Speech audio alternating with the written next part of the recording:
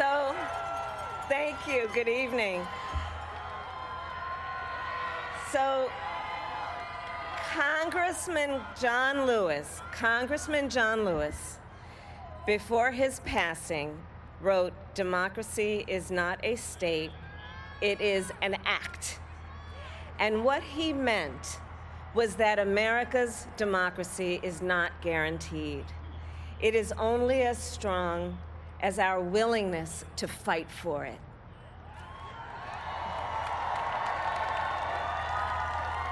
To guard it and never take it for granted. And protecting our democracy takes struggle, it takes sacrifice, but there is joy in it, and there is progress, because we, the people, have the power to build a better future.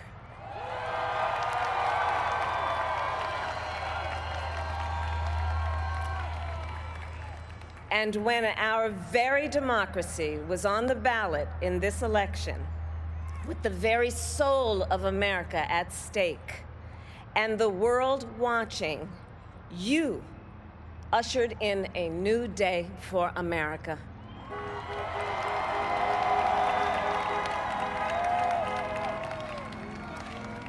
To our campaign staff and volunteers, this extraordinary team, thank you for bringing more people than ever before into the democratic process.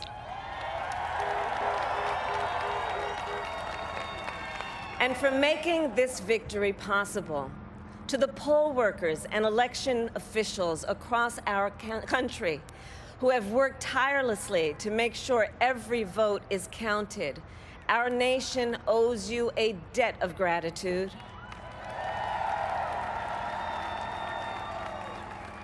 You have protected the integrity of our democracy. And to the American people who make up our beautiful country, thank you for turning out in record numbers to make your voices heard.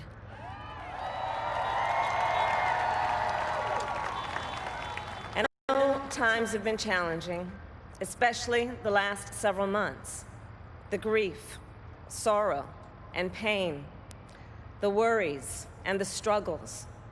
But we have also witnessed your courage, your resilience, and the generosity of your spirit.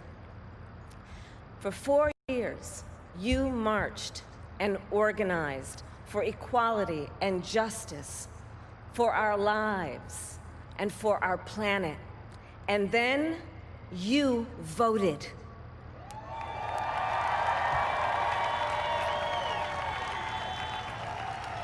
And you delivered a clear message. You chose hope and unity, decency, science, and yes, truth.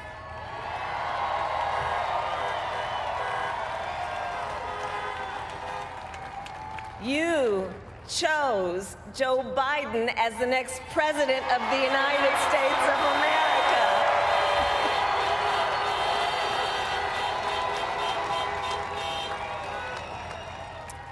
And Joe is a healer, a uniter, a tested and steady hand, a person whose own experience of loss gives him a sense of purpose that will help us as a nation reclaim our own sense of purpose.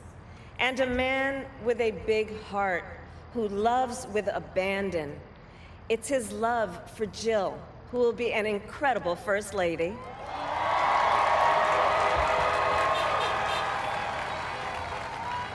It's his love for Hunter and Ashley and his grandchildren and the entire Biden family.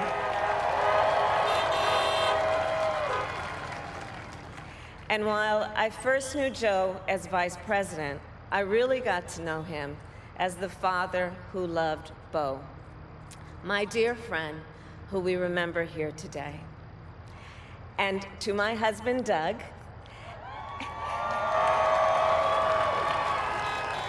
and our children, Cole and Ella, and my sister Maya, and our whole family, I love you all more than I can ever express.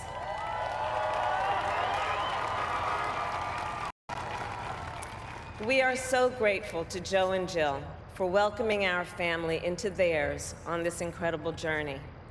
And to the woman most responsible for my presence here today, my mother, Kamala Harris, who is always in our hearts. When she came here from India at the age of 19, she maybe didn't quite imagine this moment, but she believed so deeply in an America where a moment like this is possible. And so I am thinking about her and about the generations of women, Black women,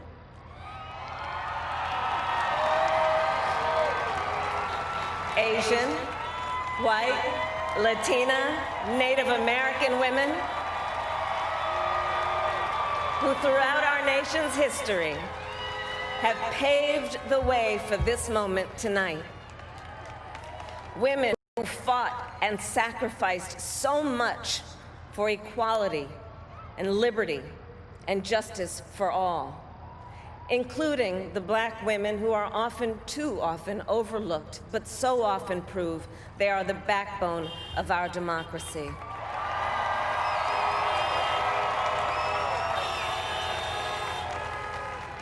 All the women who have worked to secure and protect the right to vote for over a century, 100 years ago with the 19th Amendment, 55 years ago with the Voting Rights Act, and now in 2020 with a new generation of women in our country who cast their ballots and continued the fight for their fundamental right to vote and be heard.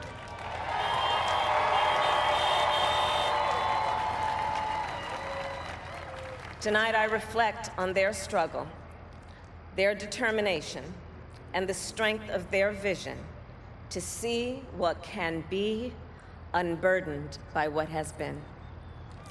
And I stand on their shoulders. And what a testament it is to Joe's character that he had the audacity to break one of the most substantial barriers that exists in our country and select a woman as his vice president.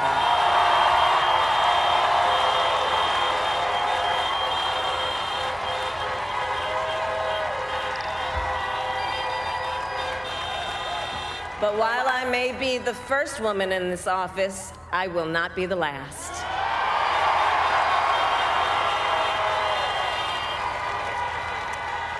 Because every little girl watching tonight sees that this is a country of possibilities. And to the children of our country, regardless of your gender, our country has sent you a clear message. Dream with ambition, lead with conviction, and see yourselves in a way that others may not, simply because they've never seen it before. But know that we will applaud you every step of the way.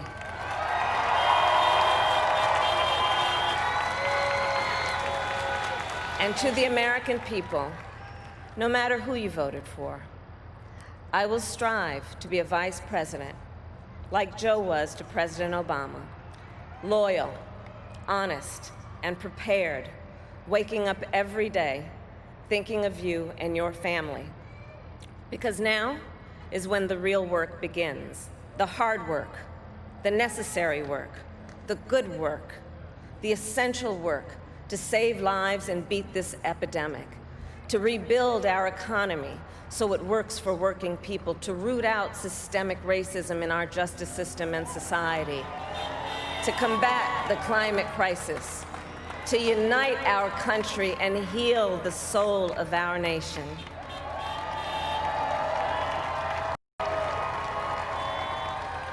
And the road ahead will not be easy, but America is ready. And so are Joe and I.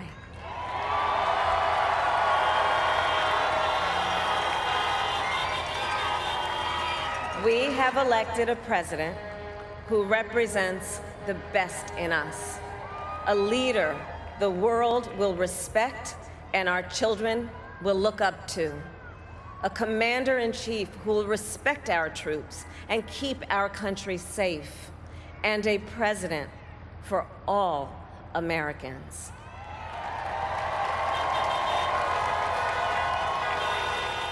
And it is now my great honor to introduce the President-elect of the United States of America, Joe Biden.